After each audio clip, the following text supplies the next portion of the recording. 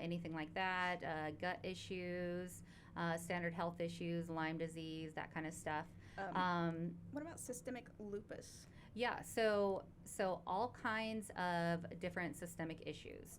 So we cannot, if it's a issue based in their DNA or their genetics, we cannot change DNA and we cannot change genetics. So it could just balance that systemic lupus But out then. but what we can do is we can help them, help the animal be a better version of themselves. And So not suffer as much. right, the side effects of those diseases is not going to drag them down. Most everything that we see outside of that is orthopedic issues. So either self injury or injury just from degradation or from aging. So we can't necessarily extend a pet's life, but we can provide it quality of life. Okay. So a lot of people will ask, is this type of therapy safe for their animal? So it is absolutely 100% safe. So we started out with doing humans and then transferred over into follow the science and transferred it over into pets. Because our pets are very important to us. They're very important to our emotional well-being, our basically everything that goes on in our lives, our mental health, all of that kind of stuff. I'll agree with that. So pets are really important to us, and there were a lot of us in the clinic that had pets that needed some help, and so we started out deciding if that's something that we wanted to offer inside of our clinic. And so we did a bunch of research and followed the research and followed the science to be able to deliver care to other pets. And how can listeners tell if this kind of stem cell therapy will help their pet's condition? So the first thing that I would tell you is to connect with us and do a consultation. Okay. One thing that we pride ourselves on doing is being upfront and honest. And if this is not something, if you come to us with a condition that we feel like we wouldn't be successful, we're not going to take your time or your money when there's other resources out there that you could be checking into and utilizing. Okay.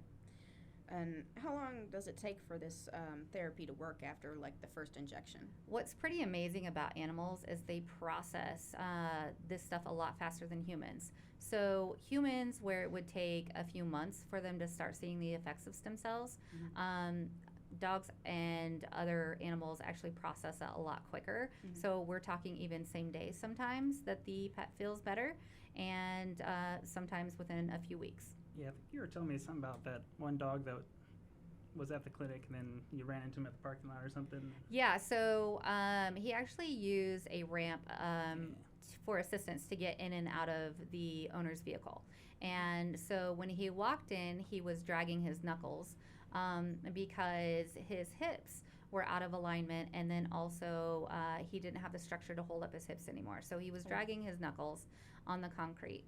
And he would get into any soft area and he would just kind of splat out because he had no more structure.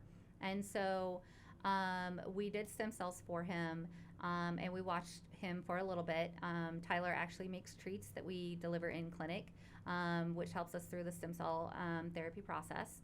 And so by the time he was done, which was maybe about 45 minutes to an hour, he had actually, the inflammation was gone for him, and he was actually able to structurally walk outside of the clinic and walk directly up the ramp with no assistance. Wow.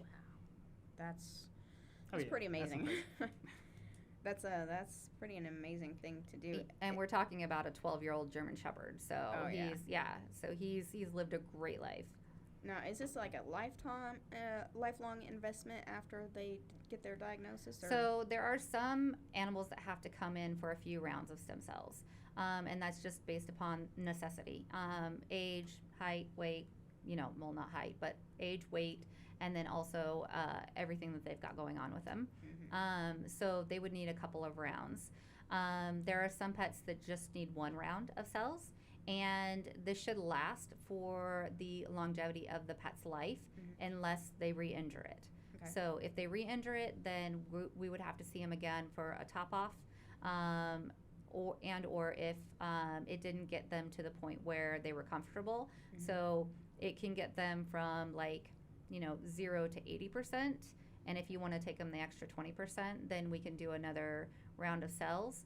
But most people are happy with that 80% because it's such a drastic change in their Yeah. lives. Now, are there any pre-existing conditions that an animal can have that would disqualify them from this? It wouldn't necessarily disqualify them. Make it less effective? When we do humans, we don't do pregnant or trying to become pregnant, and then just had given birth, and then we also don't do anything with cancer. Animals is a different story because there's not the same Regulations. well, it's not the same regulations, but we still don't do anything pregnant. We still don't do anything that's trying to become pregnant and or just given birth. But as far as cancer goes, there are several different ways to treat cancer, Mhm. and stem cell is very effective in treating some types of cancer, and so that's not our specialty in humans. But in pets, it's a little bit different. Mhm. And so it's an alternative to your normal chemo, radiation, any sort of surgery. Will it also be effective on animals that have leukemia? Absolutely effective on leukemia because that's a blood cancer. And Mhm. so blood cancers can be completely stripped with stem cells. Yeah.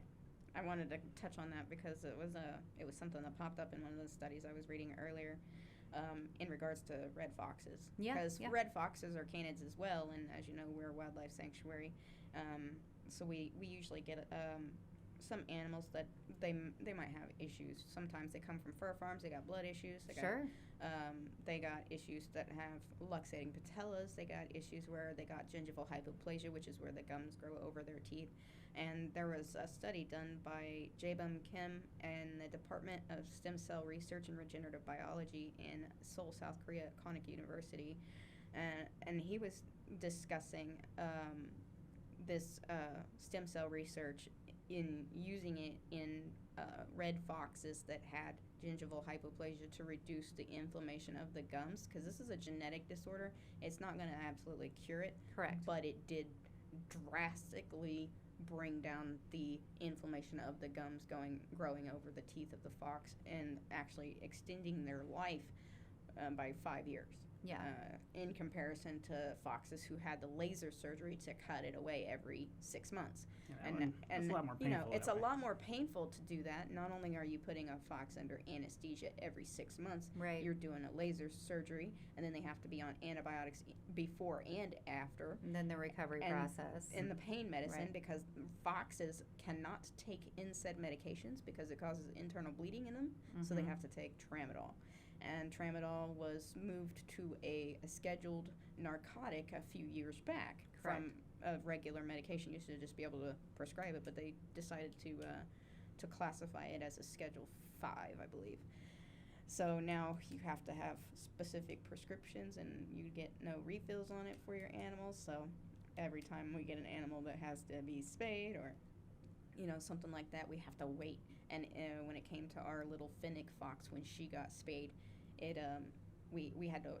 She got spayed like the day before a holiday weekend, Mhm. and they didn't fill her prescription Oh, bless at her. all, and Yeah. I had to give her medication that I had left over from my surgery on my hip, and I mean, it's the same medicine, and I dosed it properly. That's why I'm alive. the regulations are Yeah. there, is because it can cross over into Yeah. human use. Yeah. Yeah, I always ask for a handwritten script. This is my life hack that I'll Mhm. give the tips to the viewers here, is that you can always ask your vet for a handwritten script and take it to the local pharmacy. CVS, Walgreens, yeah. Because Clavamox, they give you like a 15 milliliter bottle and charge you $75 to $80 for it, and you can get the same medication called Augmentin over at the pharmacy at Kroger for $60, and it's 30 milliliters. You Yep. get twice as much, and you don't pay nearly as much. And when you got more than one animal, and you got something going around that needs antibiotics, you got a whole bunch of sick animals. So Sure. I'm always for that bigger bottle in the first place. Yeah, absolutely. Yeah, our vet actually told us the only addition to their formulations for pets and oral medications is bone marrow.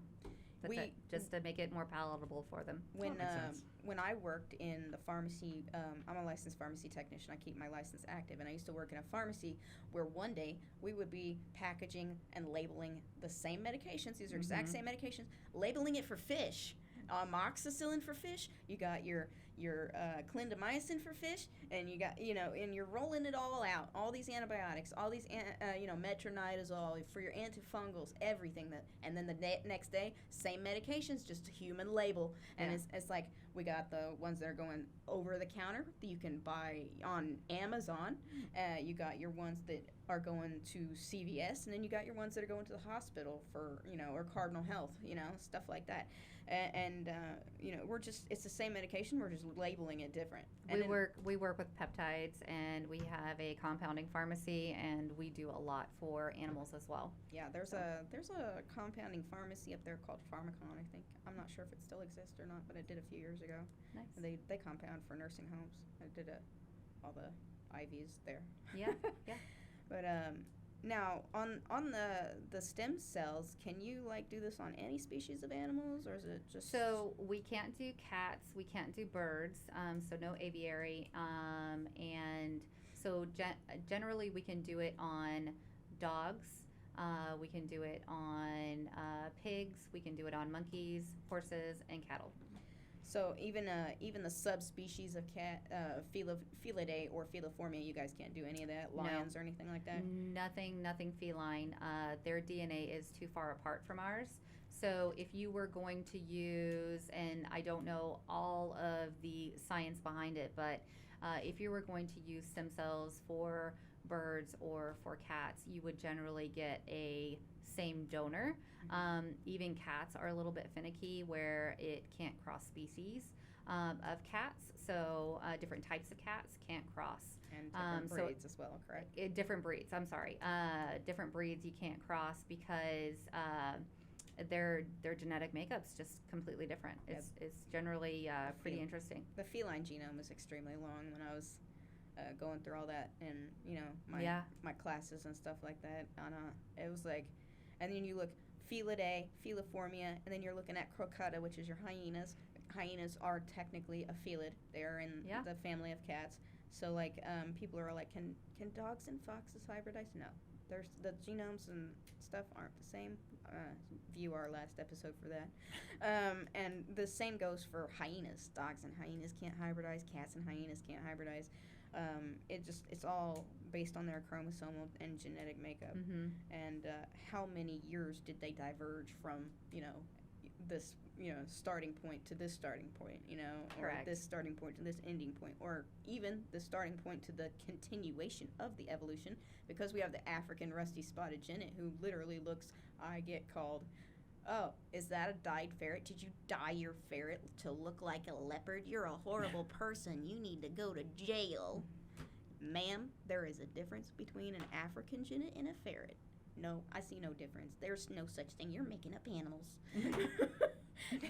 It was 45 minutes of me trying to talk to this lady about it. That's hilarious. Do you have any questions for Miss Destiny? Oh, I've got questions. Ask away. So with the stem cells, pretty much whatever you inject it in, it's gonna kind of go to work fixing, improving things. So that's the difference between the different types of cells that are available. So with your adipose tissue or with your fat derived cells, bone marrow, that kind of stuff, those are already attached to DNA, right? So DNA is the programming that's on the cells that tells it what to be or what to do. And so if you were to get a bone marrow donation, it's already bone marrow. It can't be reprogrammed, so you would generally use it for bone marrow. What you can do is you can enter it into a different part of the body if it was rinsed enough and cleansed enough to bring it down to the general form of cell. You could possibly inject it into different parts, and what it would do is it would enact the healing response, basically, that your own body carries. And Okay. so what you would generally be getting from those types of things is like hyaluronic acid, cytokines, that kind of stuff. Now, when it comes to the bone marrow, a question just popped in my head. There are certain types of bone cancers and stuff that are spread throughout, certain species of Sure. animals. Mm-hmm. And even, some of them are, of course, we touched on genetic cancers as well. Um, would is there like a bone marrow registry for animals? I'm not really familiar with that. Yeah, I don't know, to be honest Or with do you guys get like? No, we don't do anything, and that's not our field of study. So, I'll have to research that myself then. so the reason why we use the human umbilical tissue is because it's actually DNA free, and Yeah. so it's tested to be sure that there's no diseases or infections, and there's also testing to be sure that there's no DNA or even HLA on it. And so, because there's no DNA attached to it, it can become anything. And since these are a very young source of cells, they grow and regenerate for 65 generations. And so All right. they actually become stronger and stronger and stronger. And because they attach to the animal's DNA as soon as they are entered into the body, then they can do, see, or become anything: bone, tissue, muscle, cartilage. We have to remember that all of our organs are muscles. Even certain skin conditions can be cured with stem cells as far as animals go, because our skin is our largest organ. Yeah. On yours, when you're injecting it, like if the dog say has hip dysplasia, are you injecting it at the site of the dysplasia? So the general idea is into the largest muscle nearest the area of concern, because the stem cells need a place to grow and replicate, and because this is a tissue substance and the muscles are tissue, then it allows for the stem cells to grow and replicate within those areas. And then as the animal moves those areas, then it doses out stem cells into the area of concern. Stem cells are just drawn to pain and inflammation. That's Yeah. what they are doing in our bodies from day one, is they are drawn to pain and inflammation. So that's why we have pain. If you stifle pain with NSAIDs in any animals or even humans, what you do is you create a bigger problem, because the animal then acts or walks or moves like it is not injured. And so you're actually creating more injury. And as soon as those NSAIDs wear off, then the animal's in worse trouble. And so when you come in with stem cells, the primary focus of the stem cells is to attack inflammation and reduce inflammation. The second thing that happens is it works on soft tissue. So your muscles, your ligaments, your tendons, any nerves that are damaged or have anything wrong with them. So it starts working on those and starts repairing those, and then comes the cartilage, and then comes the bone. So arthritis actually ceases and reverses. The bone does take the longest, but once the cartilage is in play, animals are riding on shocks again, so the bone can repair for however slow or longer that it needs to. And that's the most important part, is that, while it is a reparative process, it's a whole reparative process. It's not just working on, just working on the cartilage, or it's not just working on the bone. It's actually working throughout and making sure that all of the holes that the animal has is fulfilled. So I saw a post a couple weeks ago about how we, even humans and dogs and cats, horses, cows, whatever, they have our, your hip, ball, and socket. So you got your pelvis part and you got your ball and socket from your femur. This dog had no ball at all, and half the pelvis was completely gone. His legs were just like floating there. I'm like, how is this dog even walking? Would that be a case where it's too severe for you guys to do something? So that would be a surgical case. There's nothing that we can do to grow that bone fast enough for that dog for it to be viable. But if it was already articulating, the likelihood of the structure of the muscles, the ligaments, and the tendons were holding it up. And so that's really the only thing that was probably making that dog articulate. Poor dog. When I was watching the video of it walk, like you could see its hips like dislocating as it was walking, and it was just falling over.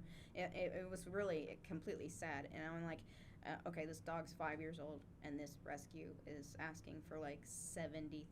Oh yeah. Just to get the dog, treated.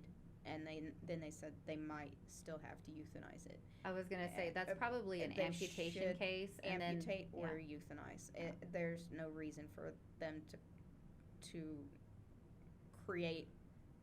I'm not a big fan of rescues and sanctuaries creating a lot of hype to try and raise money off of and bilking money out of an animal, and then they euthanize the animal, and then they're still using those photos to try and Oh yeah, and funds and photos. Yeah, Yeah. yeah, that's Yeah. not cool. the pity party photos. That's what we call them. That's a nice way to put But it. yeah, we've then there was you said that this research can work on cows. There was a cow that was remember that cow from that one rescue? Oh yeah, the one that couldn't walk. The one yeah. that literally needed the lift to move because Aw, bless it. it's like legs were grown inward Oh yeah. Mhm. in the front, and it had little like stumps in the back, and then it couldn't move. They literally bought mattresses for it, and it was just pooping and peeing on these mattresses. Oh, bless it. They couldn't move it without the lift, and I'm sitting here like, this is you need to euthanize this poor cow. There's no way. I mean, There's already, no quality of life. There's no quality of life. He's Yeah. already over 1,000 pounds, and he's not even full grown. He's Right. not even a year yet. Right. I mean, they're just feeding him, and he can't walk around and burn off that fat. So he's just getting fatter and fatter and fatter. Can you imagine how tender that beef would be, though? That's horrible. Tyler, you're terrible. Look, you got the dog. She's like, Oh, yeah, she finally woke up. she's like, I want some of that wagyu. That's hilarious. But yeah, we tried to make a comment that they should humanely euthanize, and we got all kinds of drama from that. I think Well, I just said. I mean, there's the love component, right? Well, and so, It was the vegan component. mm, I'm okay with vegans most of the time, but when they're the extremist kind, it's like, I'm leaving this conversation because you're just going to attack me no matter what I say. yeah, but at what point does it become inhumane Yeah. to keep an animal alive that is suffering so poorly? Yeah.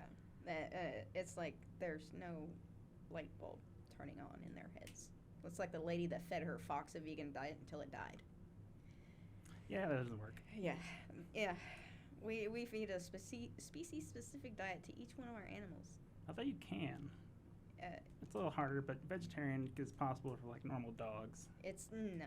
Yeah, It's- for dogs. No. It just has to be very well controlled. It's not. Even that dog food bag that you buy at the store that's vegan, it's not healthy for your dog. It's good to It's- mix it in with like you can- 100 pounds of everything else. Yeah, you can mix it in with 100 pounds of everything else because every once in a while we get a bag of it donated to us. But so we mix it in, and we do have the foxes, which are omnivorous. They can actually eat that stuff. So Yeah, yeah. Tossing it in their bin of food is fine, and mixing it in with the other high quality grain free kibble is fine. But So with the stem cells, I'm guessing if you put it in like healthy tissue, it wouldn't really do anything at all. So not necessarily. It would plunk you It would hang out, and it would wait for the next catastrophic event or for the next pain or inflammation. And so basically we're just refilling the animal's gas tank and Okay. allowing the body to do what it needs to do to Send them wherever it needs to. exactly send them wherever it needs to.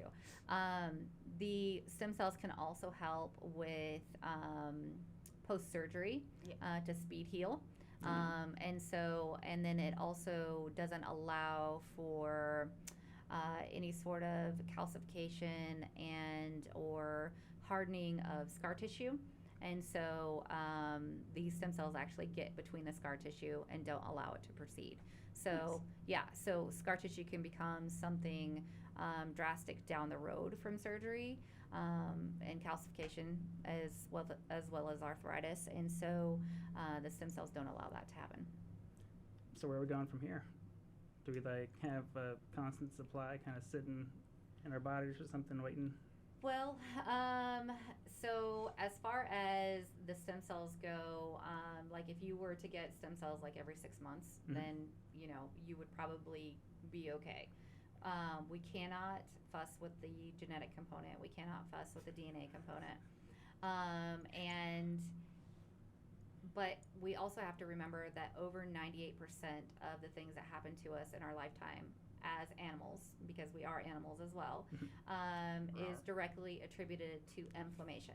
And so if you reduce the inflammation and our stem cells get used up and die off. Mhm. And so if you refill your gas tank and continuously refill your gas tank, then the only thing that we can't prevent is injury and what's attached to your DNA or your genetic makeup. So like my knee likes to grind all the time. If I'm going up the stairs, all you hear is crunch, crunch, crunch, crunch. Can those help that? The stem cells?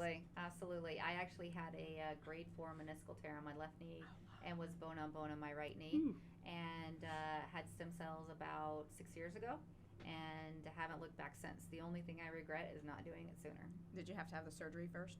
No. Oh, man. No, I I should didn't. ask the VA hospital about that stuff. Oh, that's but probably a good idea. It's the VA hospital. They might say no.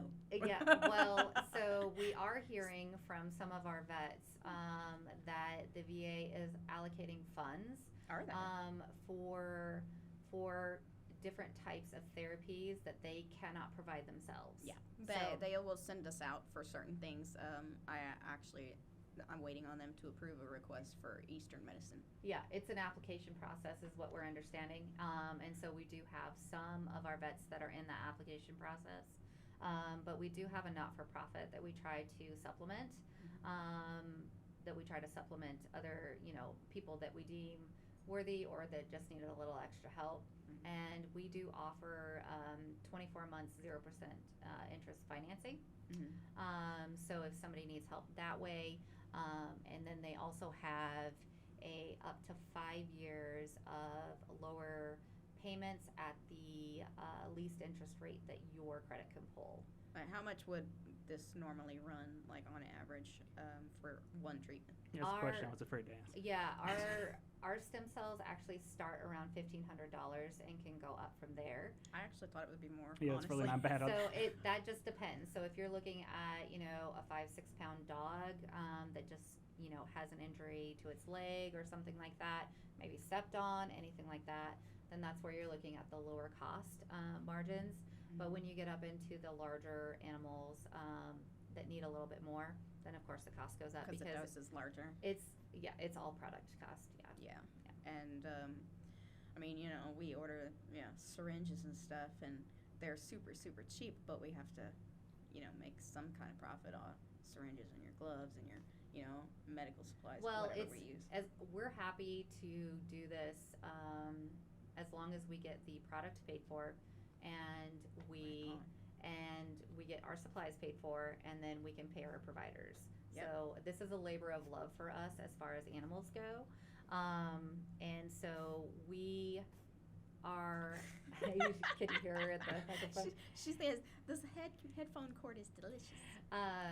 This is a labor of love for us, but we are here to push the industry farther. There's a lot of misnomers out there about stem cells, and there's a lot of bad players out there, to be honest with you, that are overcharging. Yeah. That's not what we're here to do. We're a Christian-based company, Okay. and so it's very important to us to give back and to make sure that we're doing the right things.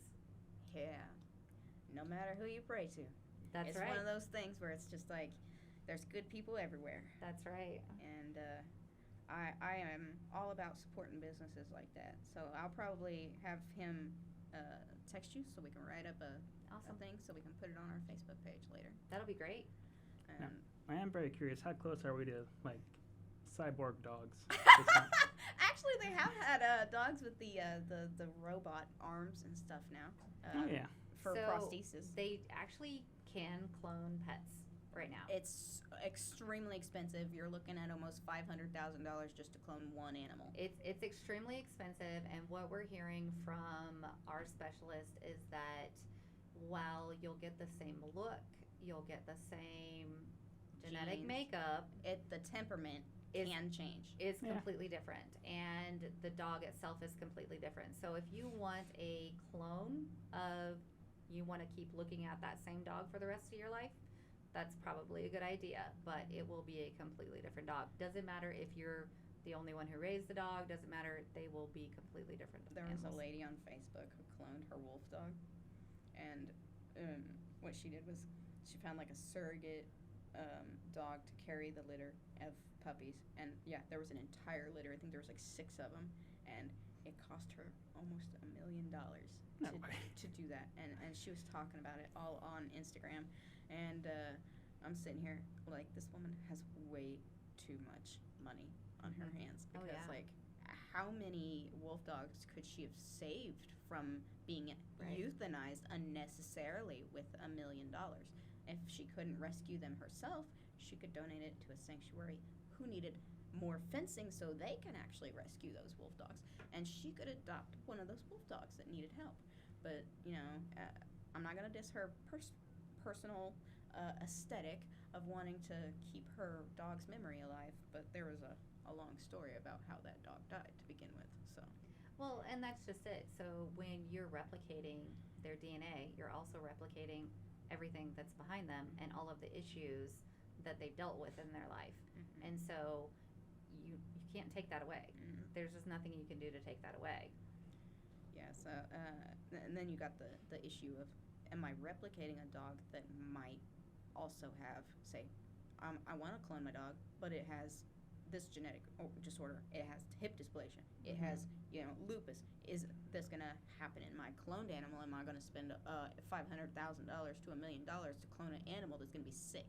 It's exactly the same And genetically, so that exactly. will happen. And that's what I try to tell them. It's like, you don't want to clone an animal that's sick, that has polycystic kidney. A woman wants to clone her cat. I would love to clone Vladimir. He's my love. He's my fluffy puffalo, and he's got the fluffiest pants in all the land. But it's not worth the money to do that. It would be like more feasible for me to rescue Persians that don't have a home, as opposed to, spending that much money Oh yeah, to for sure. do it. But I could donate a portion of that type of, if I had that kind of money, I could donate a portion of that to the research facility. The research facility in Illinois that does research on fox genes. That research facility is pretty interesting. The university over there in Illinois, so I'll have to talk to you about that sometime. That's pretty fascinating stuff. If you like to do this stuff, you'll like her scientific studies too. So Awesome. I'll get on that and send some of those to her. And she actually co-wrote this paper that I was talking about earlier with Oh him. wow. Her That's name's awesome. Anna Kukova. She's out in Illinois University. I didn't even know she existed until we got foxes, and I was like, oh, well, she wanted to do research on our foxes' genes, and they wanted to come out and draw blood and stuff, and yeah, I don't even know what happened after that. We kind of lost touch, but it's pretty interesting to read all that kind of scientific studies. I have an entire Google Drive full of studies, so if you have studies, you can throw them at us anytime. I will throw them in the drive. My husband thinks I'm weird because I'm always reading this study or that study, and he says, "What are you doing with your life?" And I'm like, Yeah. "Making it better." I'm with you. He's always like, you're such a nerd. You're an otaku. You need to get out of the house and quit playing on your computer and reading all the time. It's all you do is read. Yeah, but if you can help that next human, you can help that next pet. I mean, that's what I'm doing it for. Or also, I get the weirdest questions. People will call us and be like, I found a mouse in my garage. Can you come and get it? I live in Bedford, Indiana. I'm like, sir, Bedford, Indiana is almost 3 hours away from me. I'm not picking it up. I'm not picking up my car keys and driving 3 hours for a mouse that you can just let go in the field across the street, especially if it's not an injured mouse. If it's injured, just let your cat eat it. If you don't put out poisons and stuff, it should be fine. But if you put out poisons, don't let your cat eat it. That's hilarious. Yeah, we're going to add a fee for the. I'm gonna have to start charging a fee for how many stupid questions I get sent in my email. I don't answer our business phone anymore because my voicemail literally says, if you have found a wild animal, please contact DNR at this website. That's hilarious. Because we only take in captive bred wildlife. They have to be bred in captivity. If it's a rat that has white fur, I could take it. If it's a rat that has white and black fur, I could take it. If it's a rat with a really weird color mutation, I could take it. If it's a ferret that got out, I could take it. Rabbit that got out, I could take it. If it's a wild color mutation, I cannot take it. So if you see a red-colored fox and you call me, I am not allowed to take it. In Indiana, I can't take red-colored, silver-colored, combination of red and silver. I can't take any of those. Unless they are domestically bred. Unless they are domestically bred and come with a USDA paper. Got it. But if it's a fox that's like black and white, Yeah. I can go and pick it up because it's obviously a fur farm mutation. Sure. Either it got out of the fur farm or someone released their pet or someone lost their pet. People like going wild for the odd colors. Yeah, they do. We got a pink fox with purple eyes. That's awesome. Yeah, her name Love is. to see that. Yeah, I got a picture. I'll have to show it to you when we're That's done. awesome. But I think that I'm done with my questions. What about you? I think I'm pretty good. Is there anything else you'd like to add on? No, I Anything think I we're missed? good. If you guys, I think we're a bunch of science nerds, except for Tyler. He's just kind of to the side, like, I'm gonna let these ladies talk science. if anybody wants a consultation for their pet, just give us a call. Even for a human, give us a call if you have further questions that we didn't touch base on today.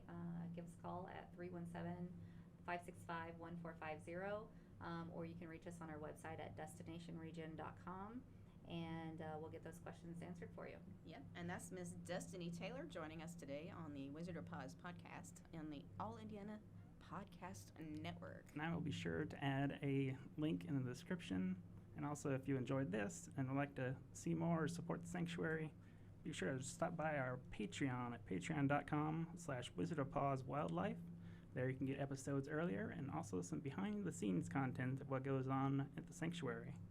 And if you need any other links, you can find them at our link tree at Wizard of Paws Wildlife. I think that will do it for episode 2 of the Wizard of Paws podcast on the All Indiana Podcast Network. And we will see you next week.